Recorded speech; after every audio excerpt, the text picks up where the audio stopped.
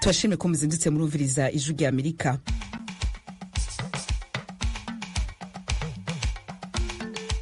radiyo ijwi rya Amerika isamira na Washington DC mu Kirundi no mu Kinyarwanda. Mwaramutse gute inshuti bakunzi bacu? Mu Burundi mutwumva ku mirongo migufi ya shortwave kuri metero 25, 31 na 41. Mu Rwanda tukaba kuri FM 104 n'ibice bitatu i Kigali na 93 n'ibice bitatu Karongi. Muri Uganda ni kuri Voice of Muhabura kuri FM 88 n'ibice 9 i Kisoro.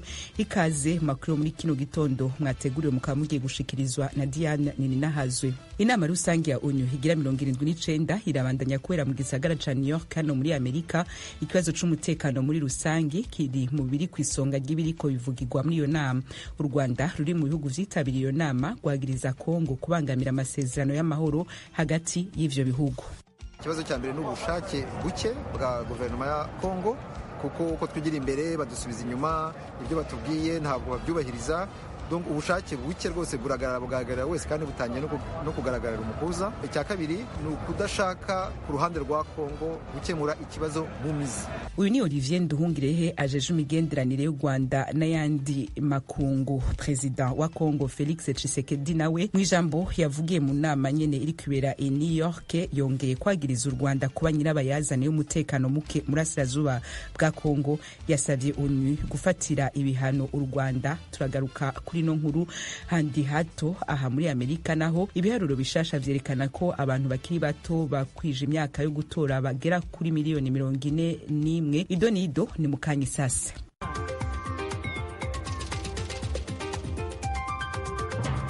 Reka makuru yacu tuyahere kuyagezweho irya nino kw'isi. Ari no musi mwateguriwe mukaba mugiye kuyashikirizwa na mugenzi wacu Thomas Kamirindi. President Volodymyr Zelensky wa Ukraine yaraye agejeje ijambo ku nama rusange ya 79 y'umuryango w'abibumbye iteraniye ku cyicaro cyayo gikuru i New York muri Leta Zunze Ubumwe za Amerika.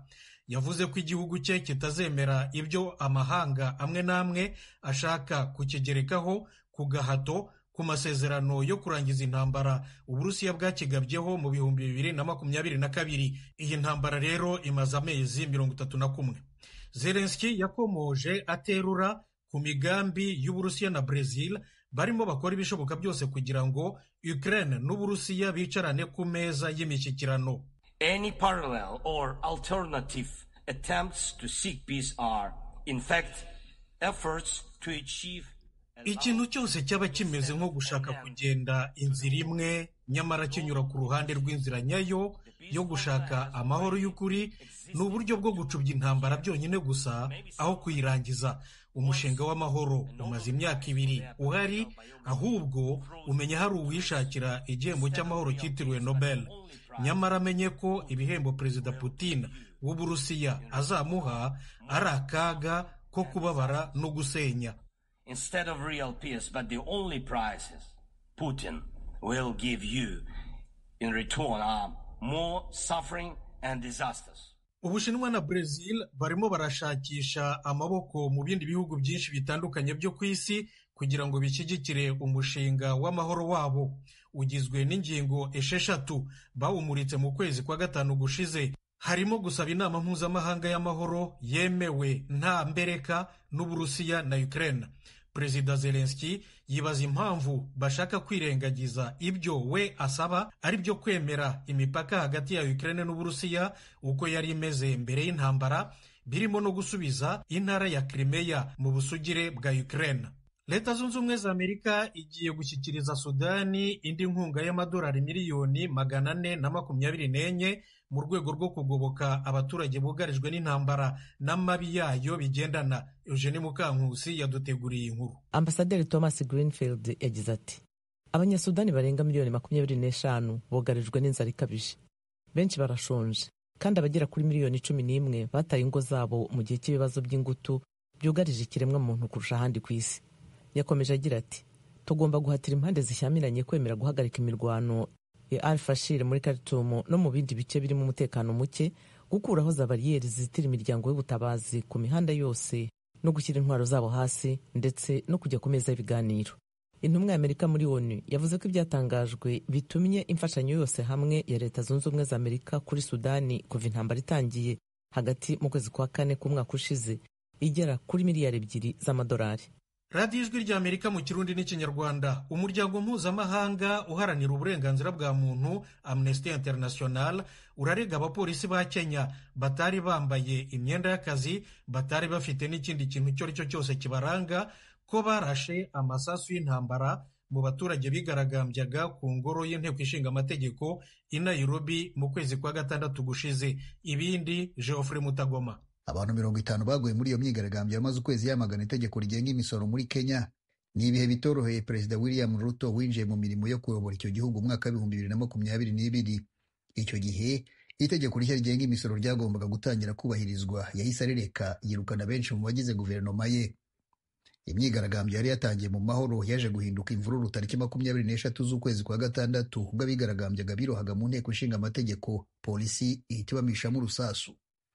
Umuryango Amnesty International uvuga ko waganije abantu 23 babibonye ureba amashusho ya video n'amafoto yafatiwe muri iyo myigaragambyo. Uyu muryango uvuga ko wabonye abapolisi bambaye gisivili barasa mu bigaragambyo bakoresheje imbunda nto n'inini. Abo bashakashatsi bavuga ko mu masegonda 56 gusa abo bapolisi bari bamaze kurasa amasasu 45. Ababibonye bavuga ko babonye imirambo 6 y'abigaragambya bishwe na polisi. Israeli ivuga ko indege z'intambara zayo zarashe ejo ku birindiro bya Hezbollah birenga 280 muri Libani. Guverinoma ya Libani itangaza ko zahitanye abantu 51 zikomeretsa n'abandi barenga 200. Kuva kuwa mbere w'iki cyumweru abantu bagera kuri 600 bamaze gupfira mu bitero bya Israeli ku birindiro bya Hezbollah muri Libani. Abandi 1900 bamaze gukomereka, bose kandi barimo abagore n'abana.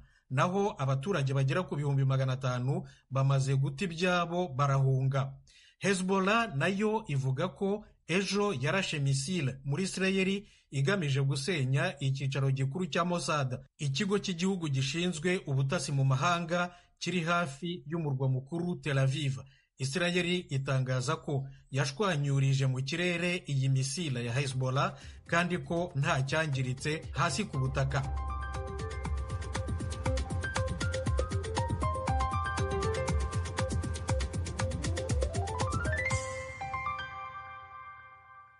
Aya makuru yose muhejeje kumva n'ayandi mushobora kongera kuyasanga kuri wezi3 akaburungu radio yacu VOA akaburungu.com, adresse ya YouTube yacu, Instagram, Facebook na X ni VOA radio yacu. Mukanya ni mu karere k'ibiyaga binini vya Afrika.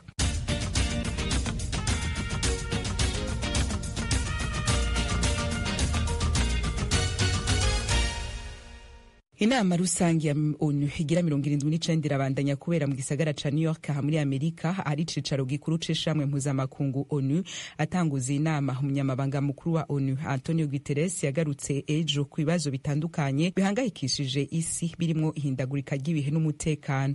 Ikibazo c'umutekano mugenzi wacu Tim Harris Ishimwe yakiganiriye ko n'umushikiranganje ajeje imigenderanire y'u Rwanda n'andi makungu Olivier Nduhungirehe ahagarariye u Rwanda muri iyo nama. Atangura sigura uko u Rwanda ruhagaze ku bibazo c'umutekano mu karere k'ibiyaga binini vya Afrika.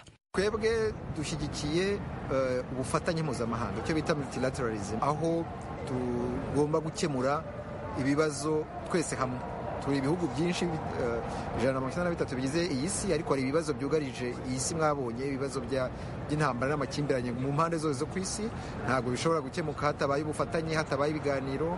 Hakaba rero n'ibindi bibazo bijyanye n'igihe tugezemo, ibibazo by'ikoranabuhanga, ibibazo bijyanye n'imihindagurikire y'ikirere. Ibyo ni ibibazo byose bidushishikaje twe nk'u Rwanda. Twebwe rero n'ibyo ngibyo tuzavuga bijyanye no guteza imbere ubwumvikane n'ibiganiro hagati y'ibihugu, ari byo multilateralism. Ukomeje kuri uko mugomba gufatanya hagati n'ibihugu, ubwo leta na none itinjya mu karere k'ibiyaga bigari byo muri Afurika aho u Rwanda ruherereye, bitewe n'amakimbirane akomeje kuba hagati y'u Rwanda na Kongo. Ni izihe ngamba zihariye u Rwanda ruri gufata mu guhosha amakimbirane no kwimakaza amahoro arambye mu karere? Hari ibiganiro bya Rwanda nk'uko mubizi, aho umuhuza Angola afasha u Rwanda na Kongo kuganira kuri iki kibazo. Ubu nibyo tukirimo, ntabwo ibibazo birakemuka, ariko turizera yuko uko ibiganiro bigenda byigira imbere, uko umuhuza agenda bigiramo uruhare rugaragara ko mu bihe biri imbere tuzagira icyo tugeraho. nk'uko bivuze ibiganiro bimaze kuba igihe kinini, n'iki umuryango w'abibumbye wagombye gukora kugira ngo ibintu birusheho kuba byiza? Umuryango w'abibumbye akenshi ushinzwe amahoro mpuzamahanga. Hari ibyo ukora byo kohereza ingabo mu bihugu, izi ngabo zo kubungabunga umutekano zo bita peacekeeping operations. Hari ibindi ukora bijyanye n'iterambere, ariko twebwe dushyigikiye rwose uruhare rugaragara rw'umuryango w'abibumbye, kandi tukaba twizera ko uyu muryango kuko ni umuryango wacu, ni twebwe tuwugize, ko uzakomeza gufasha ibihugu by'isi gukemura ibibazo by'amakimbirane no gukemura ibindi bibazo bijyanye n'iterambere, ibibazo by'imihindagurikire y'ikirere n'ibindi bibazo bigomba gushakirwa umuti ku rwego mpuzamahanga.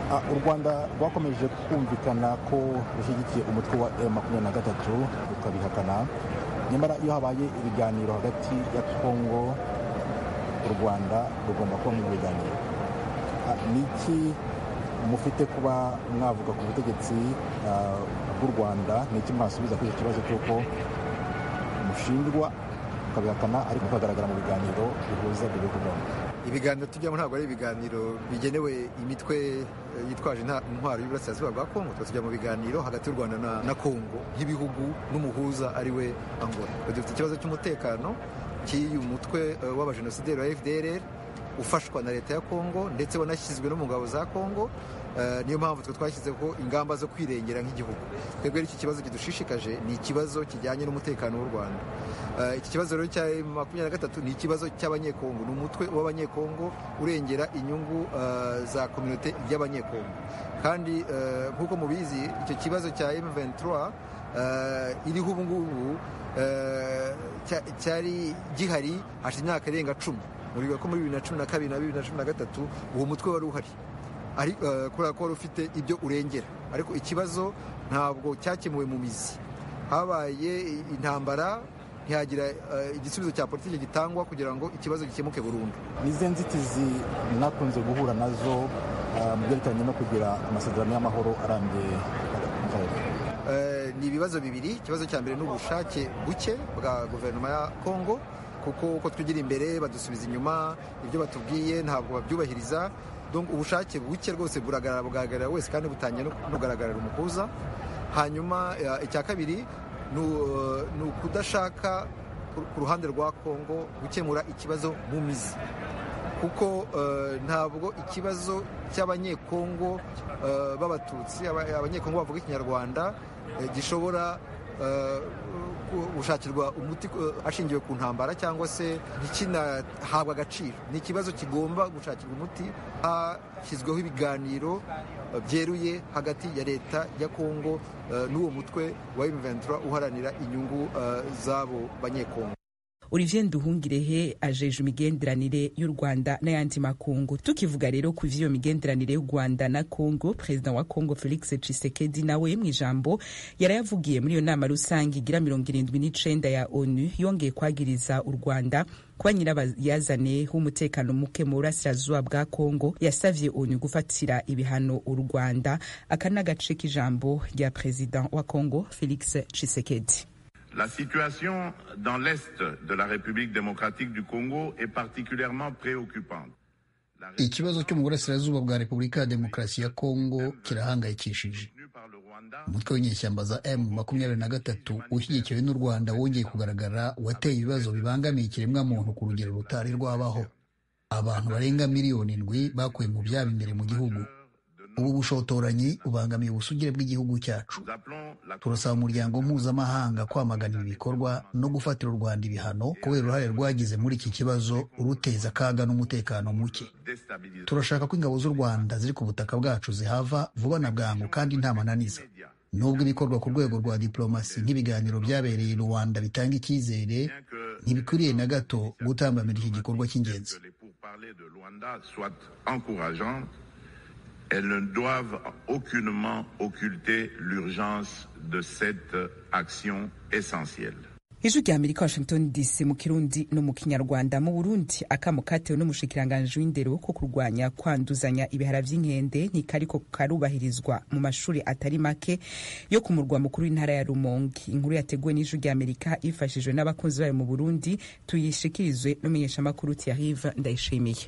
Igihe yugurura umwaka w'ishure mu gatete ka Rumonge, umushikiranganji w'indero François Habyarimana yari yagize ati: sinorangiza ntahamagariye mwebwe mwese na cane cane amashure atandukanye, abarezi n'abanyeshure ngo mukore ibishoboka vyose karanda kava ku nguge mpox ikabinjiranye, mukurikize impanuro muhabwa n'abajejwe amagara y'abantu kugira tugatuze kandi tuzitire tutaronerwa. Ariko rero inyuma y'indwi abisabye nta kirahinduka. Ku mashure nka yose yo mu gisagara ca Rumonge, abanyeshuri ntibahengeshanya gukoranako, kuramukanya no gusomana ku bigeme cane cane. Ibikoresho vyo gukaraba ntivyibonekeza nko mu gihe hatera coronavirusi, nta ndobo z'amazi canke amasabuni byo gukaraba vyibonekeza. Umuyobozi w'urunani rw'amashure ya Rukinga ya mbere, iya kabiri, iya gatatu n'iya kane, aho umukunzi w'ijwi rya Amerika yamusanze ku Rukinga, aremeza ko ibyo kugwanya ikiza c'ibihara vy'inkende bikigoranye. Hari abanyeshuri bashika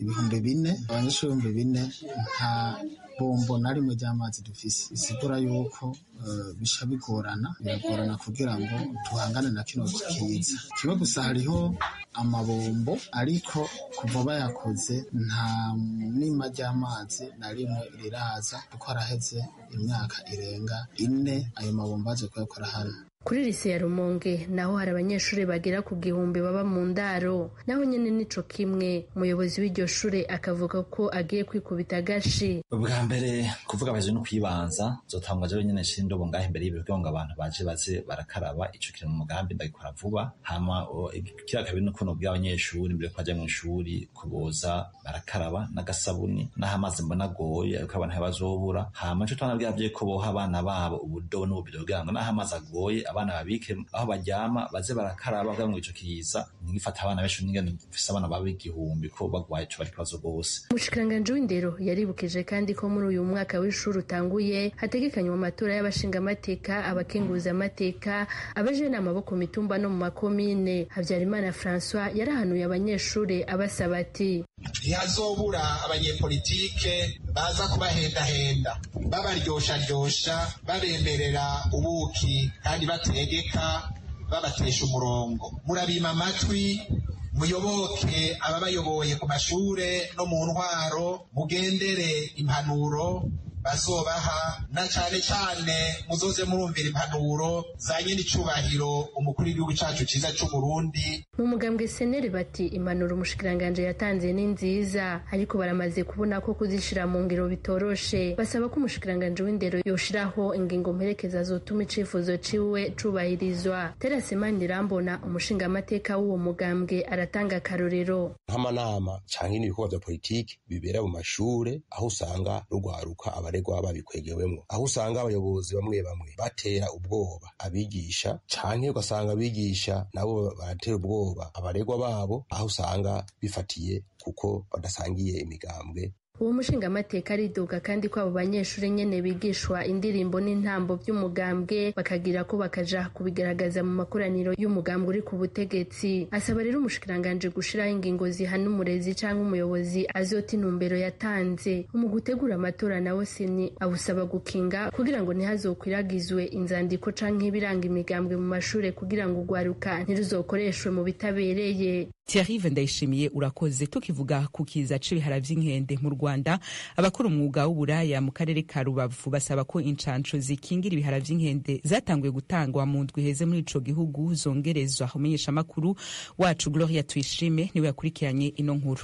Kuwa kabiri w'icyumweru gishize nibwo Minisiteri y'Ubuzima mu Rwanda yatangiye igikorwa cyo gutanga urukingo rw'ubushita bw'inkende ku byiciro bifite ibyago byinshi byo kwandura. Muri abo harimo abakora ubucuruzi bwambukiranya imipaka, abakora kwa muganga mu mahoteli n'abandi. Mu bahawe inkingo ku ikubitiro harimo n'abakora umwuga w'uburaya. Abawukora bo mu karere ka Rubavu baruhawe kimwe n'abandi mu gihugu ku munsi wo kuwa gatandatu. Ijwi rya Amerika avuganye na bamwe muri bo batifuje ko imyirondoro yabo ijya mu itangazamakuru. Impamvu twumvaga rukenewe cyane ni ukubera yuko nuko twabonaga ari ibintu bikabije kandi bishobora kuba wenda byanakwica umuntu vuba cyane. Nanone nk'abantu baba bafite nk'abana, ku mwana biba bigoye kubona urwaye ufite n'umwana, cyangwa se wenda n'abandi baturanyi muri rusange, ukabona ibyo bintu byabaga bibangamye cyane. Niyo mpamvu twumvaga dushaka urukingo byihutirwa. Ababwanduye ni hagati muri mwebwe? Yego. Barashima leta yabatekerejeho. Ubwo rero twashimishijwe no kugira ngo leta y'u Rwanda itwiteho, turi abantu baciriritse, twabonye yuko natwe turi abantu b'agaciro. Ndashimira cyane nyakubahwa Perezida wa Repubulika udahwema kutwitaho, twaramubereye abana babi, ariko natwe ntabwo ari twebwe biturukaho, ni amabura kindi ni ukubura uko tubigenza. Ariko nshimira leta y'u Rwanda yuko itatujugunya, ahubwo itwiyegereza. Mu karere ka Rubavu abakora umwuga w'uburaya bakingiwe bagera kuri 40, nyamara umubare wabo usaga 3500 nk'uko umuyobozi ubakuriye mu karere abivuga. Abatarahawe uru rukingo bavuganye n'Ijwi ry'Amerika, impungenge ni zose. Uyu akorera uyu mwuga mu mirenge ya Mudende na Kanama ndetse no mu mujyi wa Rubavu. Njyewe ntabwo nabonye kuko ntabwo nari mpari, naje asanga zarangiye.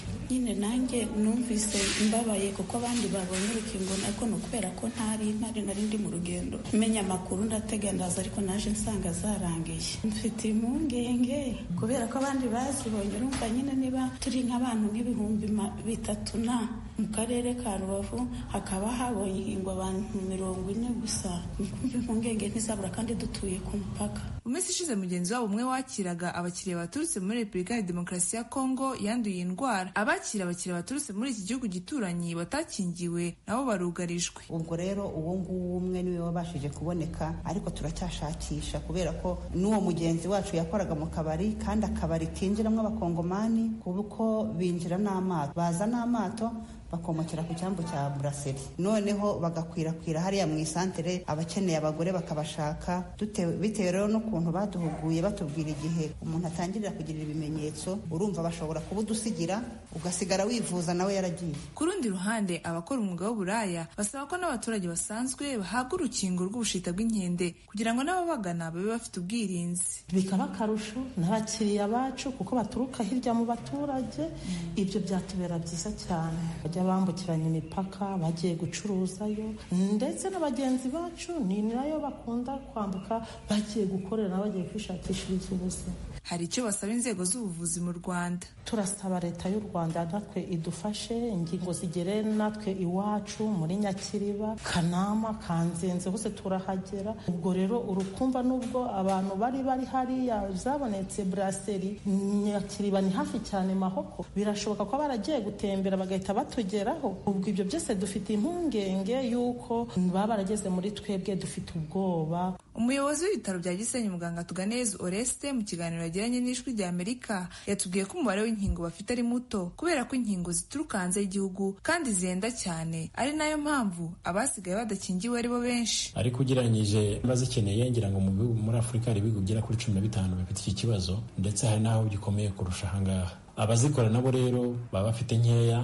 Igihugu rero kirimo kirakora uko gishoboye cyose kugira ngo gishakemo inkingo zihagije, igihe cyose zabonekera natwe bazaduha duhe abafite ibyago byinshi yuko bakwandura iyo ndwara. Uyu muyobozi kandi avuga ko batazi neza igihe inkingo zindi zizabonekera, ariko agasaba ko mu gihe abafite ibyago byinshi byo kwandura bagitegereje guhabwa inkingo bakurikiza amabwiriza yo kwirinda. Hari amakuru atangirwa ku mavuriro, hari amakuru atangwa n'abajyanama b'ubuzima, ariko no hirya no hino hari ahantu hagiye hamanitse ibipapuro binyuranye bitanga amakuru. Ndasaba buri wese rero, yaba gukoresha uburyo bwa social media cyangwa n'ubundi buryo bwose butanga amakuru bwizewe, ko yagira amakuru ahagije kuri iyi ndwara. Icyiza kirimo ni uko indwara, navuga ko kwandura, ni ibyago byo kwandura birahari, ariko ntabwo bikabije cyane, kuko ni indwara yandura cyane cyane iyo umuntu ufite iyo ndwara yitsiritanye ku muntu uyirwaye.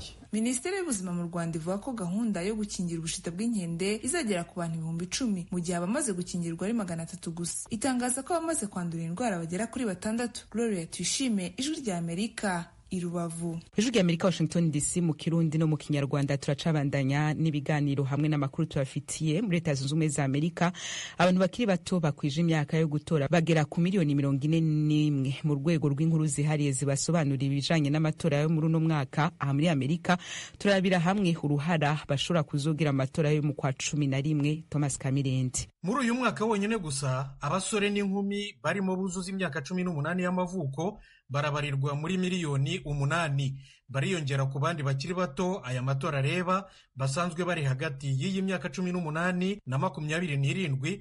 Abashakashatsi bo muri kaminuza yigenga yitwa Tufts iri muri leta ya Massachusetts bavuga ko bose hamwe bagera kuri miliyoni 41. Basobanura ko imyitwarire n'uruhare byabo muri aya matora bitaza kigero cy'ubukure bwabo, ahubwo ko bizaturuka ku cyo bari cyo. Alberto Medina ni umushakashatsi muri Tufts University.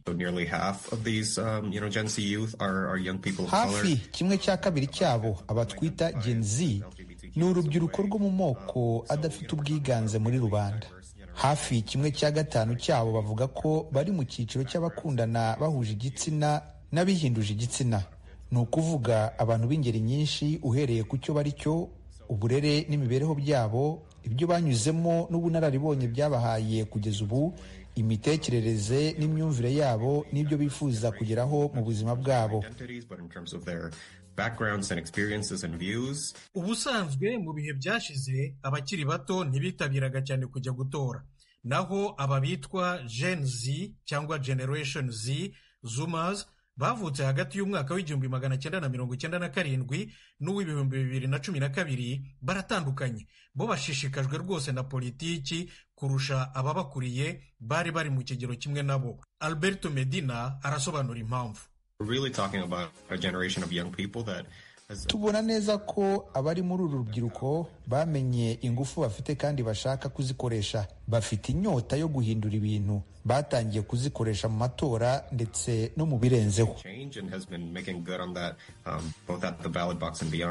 Mu matora y'inteko ishinga amategeko yo hagati muri manda y'umukuru w'igihugu yo mu 2018 abakiri bato bagiye gutora barengaga 28%. Bakubye inshuro zirenga ebyiri abatoye mu 2014. Bariyongereye nanone kurushaho cyane mu matora ya perezida wa repubulika n'inteko ishinga amategeko yo mu 2020. Abarenga 50% muri bo baratoye. Mu matora yo hagati muri manda y'umukuru w'igihugu yo mu 2022 abakiri bato batoye abakandida b'ishyaka ry'abademokrate kurusha cyane kure abarepublikani.